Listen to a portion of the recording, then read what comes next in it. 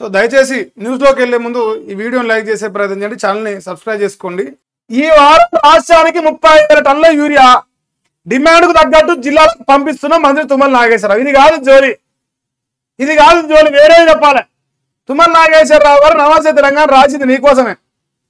నాగేశ్వరరావు గారికి ప్రేమతో ఆపరేషన్ సింధూర్ వల్లే యూరియా కొరతనట. ఏంది?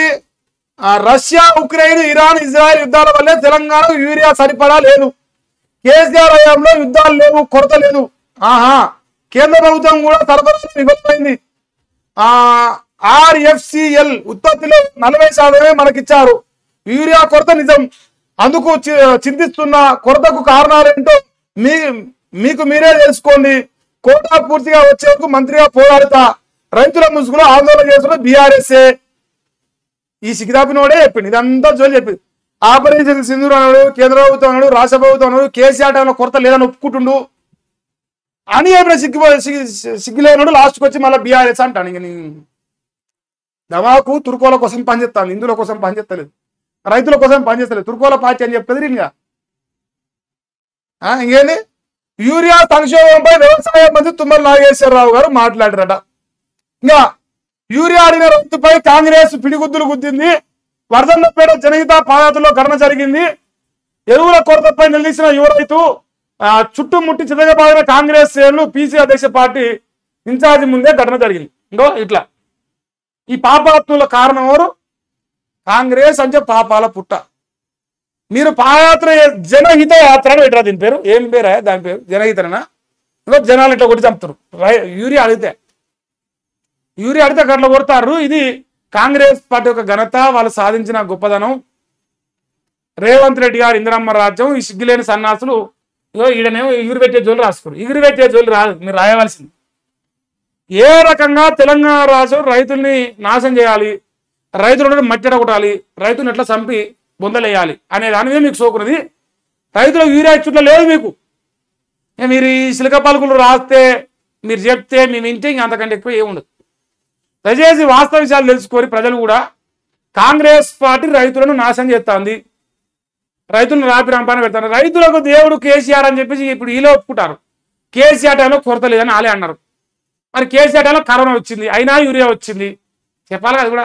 యుద్ధాలు లేవట, ఆపరేషన్ సింధూర్ లేట, అందుకే దొరకలేదట. తెలివి పాడుగా, తెలివి కసపడి తెలివి ఉంది వీళ్ళకు. సినీ కార్మికులకు అండగా ఉంటాం, వారి సమస్యల పరిష్కారానికి కృషి చేస్తామని మంత్రి వివేక్ అంటాను. ఈ సొంతం పేపర్ ఉంది, వెలుగుతాడు ఆయన పేపర్లు. ఆయన అలా పెద్ద పనికి వచ్చేది ఏమి లేదు. కానీ త్వరలో భారత్కు జెలెన్స్కీ వస్తా ఉంటూ తేదీల ఖరారుపై జరుగుతున్న కసరత్తు. ఇండియాలోని ఉక్రెయిన్ రాయబారి వ్యాఖ్య చేసినంట. అదే యుద్ధం ఆపడానికి భారత్ చొరవ అవసరమని జెలెన్స్కీ మాట్లాడినట్టుగా మరొక అయితే వాళ్ళు చెప్తారు ఒక వార్త. ఎంతవరకు ముచ్చటనో ఏందో. ఇంకేంది?